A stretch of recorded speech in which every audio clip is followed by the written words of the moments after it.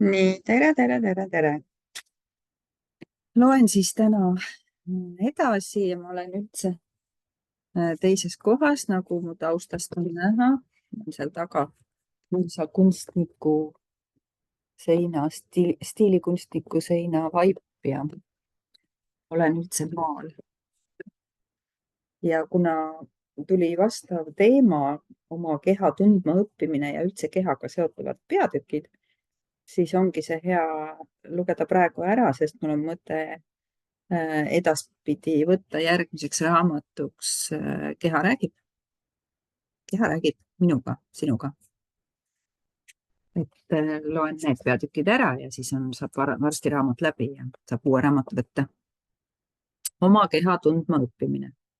Me soovime, et püüaksid saavutada ühtekuuluvustunde oma kehaga, et sul poleks keha vastu mingeid arvustusi ja oleksid valmis keha kuulama. Kui sul oleks oma kehaga just niisugune suhe, oleksid valmis esitama kehale küsimusi ja vastu võtma infot, mida keha sulle annab. Mulle ei meeldi mu keha, päris paljudele kindlasti arvavad seda. Enamikule inimestest ei meeldi nende keha. Keha on nende jaoks teadvusetuse allikas. Inimesed võtavad uimasteid ja pidutsevad kõvasti selleks, et oma teadlikkus välja lülitada ja seeläbi tagada, et nad oleksid nagu kõik teised. Valdav osa sellest teadvusetusest ja teadlikkuse vastasusest tekib seetõttu, et inimeste arvates ei ole nende keha neile ideaalne eluvahend. Nad peavad oma keha ebapiisavaks. Iga kirik, kultus ja religioon määratleb keha kui midagi vähem hinnalist sinust, su hingest või olemusest. Kas see on ka tegelikult tõsi või ehtne? Või on sihilik teadvusetus see, mis takistab sul saamast sellist keha, mis sulle oivaliselt sobiks? Kas su keha on sinust sedavõrd lahus, et sa ei saa temaga üldse suhelda? Või näib sulle, et sa ei tunne keha kaudu midagi muud peale valu? Või et sa ei saa kehalt muud kui vaevuseid? Või et sa muutud vanaks või inetuks või millekski muuks, mitte selliseks, nagu tõeliselt tahaksid olla? Kas sa näed oma keha kui ideaalset seksilelu? Ei, mitte keegi ei arva nii. Mitte keegi ei mõtle oma kehale ega ütle, oh saa, ma sündisin siia ilma ideaalse seksileluga. Ma vist panen oma keha riiulile ja lasen sellel seal seista. Küll mul on 25 aasta pärast siis hea meel, et ma seda ei kasutanud. Oled sa kunagi näinud pilte enda 10, 15 või 20 aastat nooremana, mil sa ennast ja oma keha rängalt arvustasid? Kas sa pidasid end ka siis inetuks ja õudseks? Ja kas sa ütled nüüd neid pilte vaadates endale? Sooviksin, et võiksin praegu välja näha sama hea kui siis. Kas taipad, et arvustad ennast ja oma keha ikka veel täpselt samamoodi? Kas oleksid valmis seda suhtumist muutma? Mida põhjustab su keha arvustamine? Igaüks loob endale oma keha arvustamise teel. Kui sa arvustad oma keha kui liiga suurt, väikest, kohmakat, lodevat, inetut, vana, noort või mida iganes, siis tekitab arvustamine just sedasama juurde, mitte ei vähenda. Sinu keha loobki seda, millisena sa ise oma keha arvustad. Kas pole mitte tore? See sarnaneb pisut olukorraga, kus keegi sind pidevalt rumalaks nimetab. Kas muutud seeläbi targemaks või hakkadki sa end tundma üha rumalamana? Kui aga keegi peaks sinult küsima, kuule, kas võiksid kaaluda võimalust asjale hoopis niimoodi läheneda, siis innustaks see sind omaks võtma teistsugust võimalust. Sama käib ka sinu keha kohta. Saad selle, mida soovid, kui oled ainult valmis küsimust esitama. Kuule keha, mida oleks vaja teha, et see ei muutuks?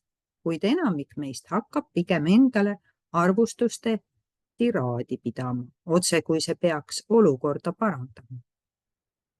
Kas võiksid palun hävitada ja olematuks teha kõik selle, mida oled teinud, otsustamaks, et arvustuste tiraad muudab paremaks su keha, elu, suhte või millegi muu? Ei. Tänan. Õige, vale, hea ja halb, vot ja pokk, kõik 100, lühidalt poisikesed, povadid, alused, loomised ja veel. Ma ei tea, kas oled sellest teadlik, aga inimestele nende eksimustest rääkimine ei aita neil tavaliselt muutuda.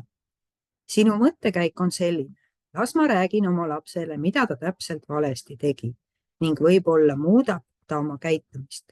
Tavaliselt see ei aita, sest lähtud seda tehes arvustamisest. Muidugi kehtib sama ka abikaasade, kallimate, lähedaste, sõprade ja kõigi suhete, sealhulgas ka sinu ja su keha vahelise suhte puhul. Mida sa oma kehale räägid? Oled sa kunagi tähele pannud, et suudad näha vaid seda, millele keskendud? Kui sa oled teismeline ja sul tekib näole vinn, siis näedki peeglist üksnes seda vinni. Sa ei näe iialgi midagi muud. Kui arvad, et su huuled on liiga kitsad, siis keskendudki vaid sellele, et su huuled on liiga kitsad. Kui arvad, et su keha on liiga lodev, liiga paks või midagi muud, siis suudadki näha ainult seda, tulgu mis tuleb. Sa ei mõista, et teised inimesed näevad seda teistmoodi. Kui palju aega kulutad sa enda arvustamisele? Kas vaatad hommikul ärgates esimese asjana peeglisse ja ütled endale: oh, ma olen tõeliselt lahe ja kaunis, vaadake kõik, kui võrratu ma olen. Või ütled hoopis: jumal küll, vaadake ainult, kui lodev, ilmetu ja vana ma olen. Sa vaatad oma keha täieliku arvustamise võtmes ega näe kunagi, milline see tegelikult on. Näed vaid seda, mida arvustad. Tein käis vanasti jõusaalis trenni tegemas ja nägi seal treenimas mehi, kes tegelesid kulturismiga. Neil oli peaaegu ideaalsed kehad, aga nad ise suhtusid oma kehasse täieliku arvustamisega. Miski polnud nende jaoks õige, miski polnud täiuslik ega hea. Mis sa arvad, millise pildi lõi nende keha neile peeglis? Eks ikka pildi sellest, mida nad ise arvustasid. Kuidas oleks, kui oleksid valmis vaatama oma keha ilma arvustamiseta, kuidas su keha sulle tegelikult paistaks? Kas võiksid palun gotsiljon korda hävitada ja olematuks teha selle, mida oled teinud? Et alati vaadata kõike arvustava pilguga, aga mitte kunagi tõe, teadlikkuse ja võimaluste pilguga. Ja, tänan. Õige ja vale, hea ja halb, vot ja pokk, kõik 100, lühidalt poisikesed, povadid, alused, loomised ja veel. Ideaalne keha. Ideaalne tähendab arvustamist. Sul on küll idee sellest, milline su ideaalne keha peaks välja nägema, aga sa ei näe iialgi oma praegust keha ideaalsena. Pead armastama oma keha sellisena, nagu ta on, mitte nagu ta sinu arvates peaks olema. Kust me üldse võtame need mõõdupuud, mis ütlevad, milline meie keha peaks olema? Inimesed mõtlevad välja selliseid väiteid, nagu sa peaksid olema pikk, sihvakas ja blond. Lõpuks hakkadki uskuma kõiksugu veidraid vaatenurki selle kohta, milline su keha peaks välja nägema. Sinu kehal on samuti vaatenurk selle kohta, milline ta sooviks välja näha. Kas sinu keha on oma praeguse välimusega rahul?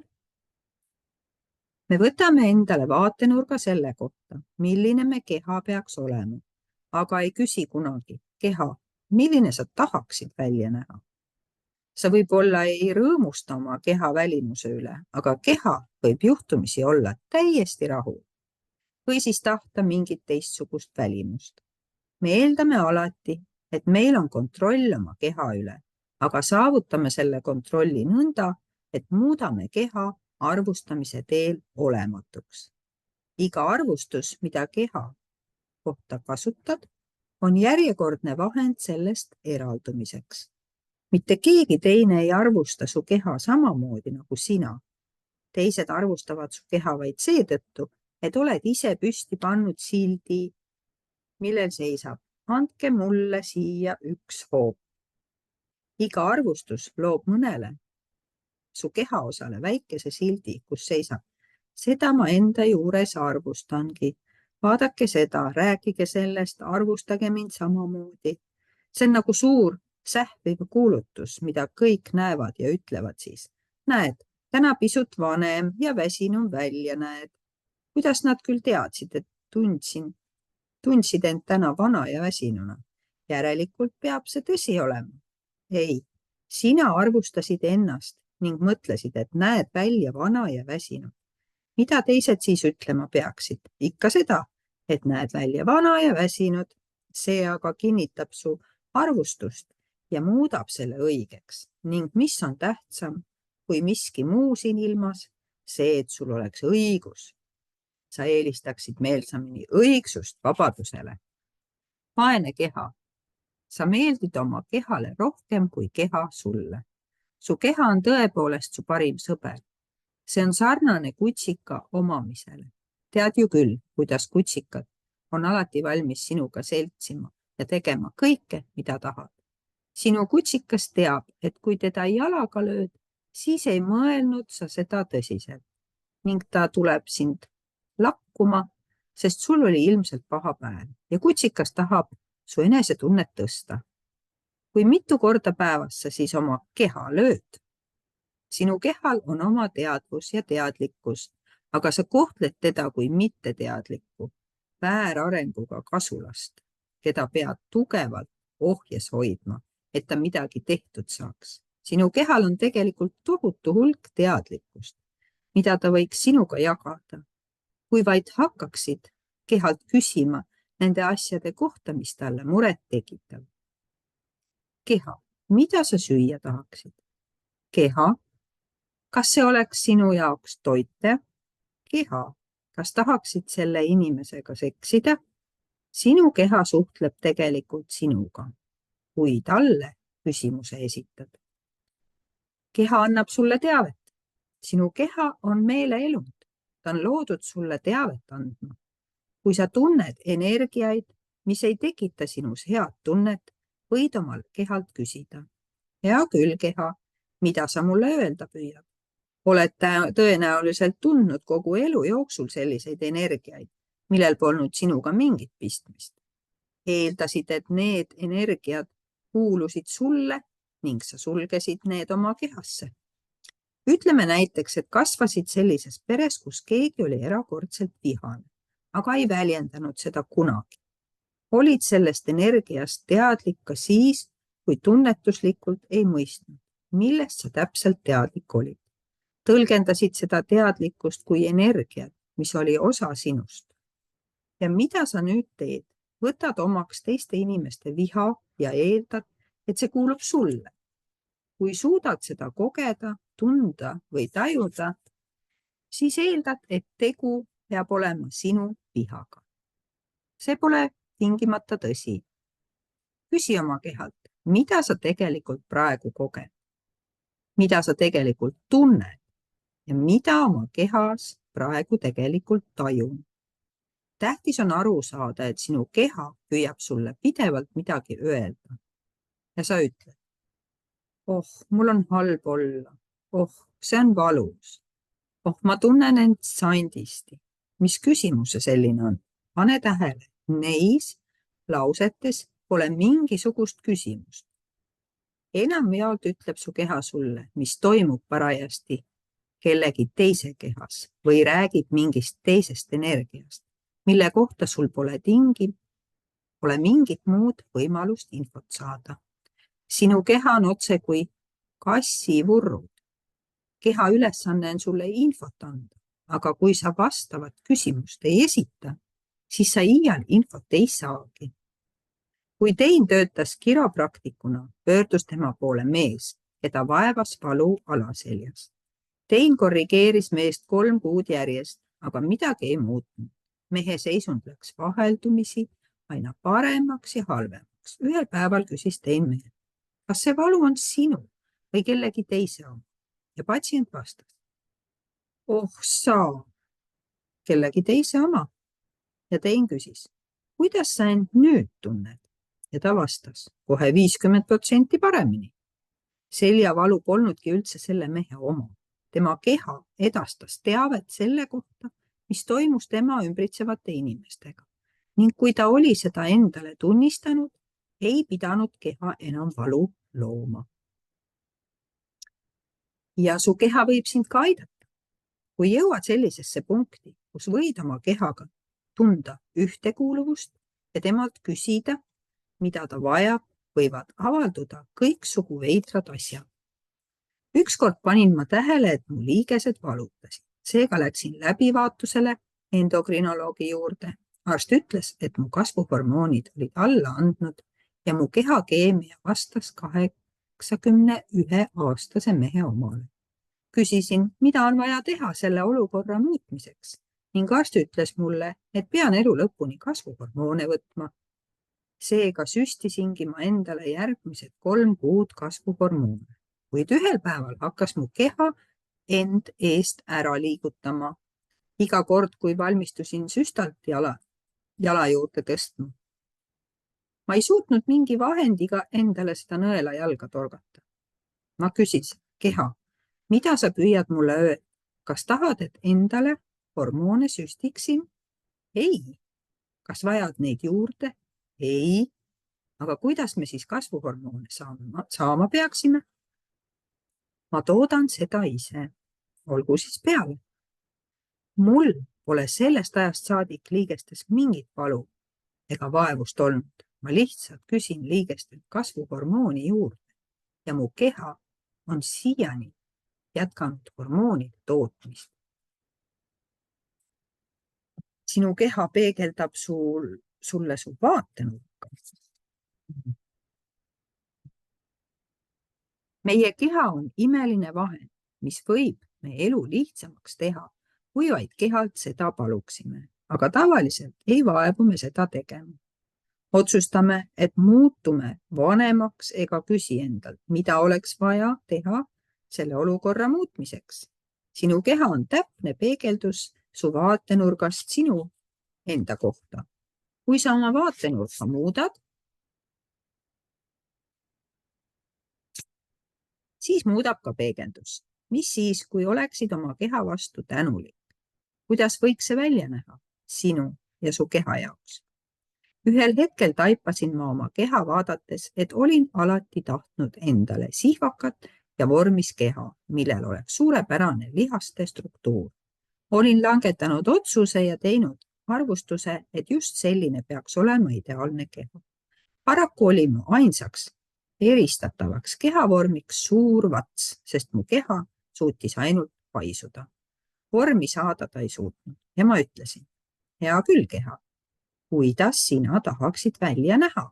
Umbes 3 kuud hiljem nägin ma ühel päeval telekat vaadates ekraanilt üht pikka ja sihvakat keha, mis oli vormis ja sale.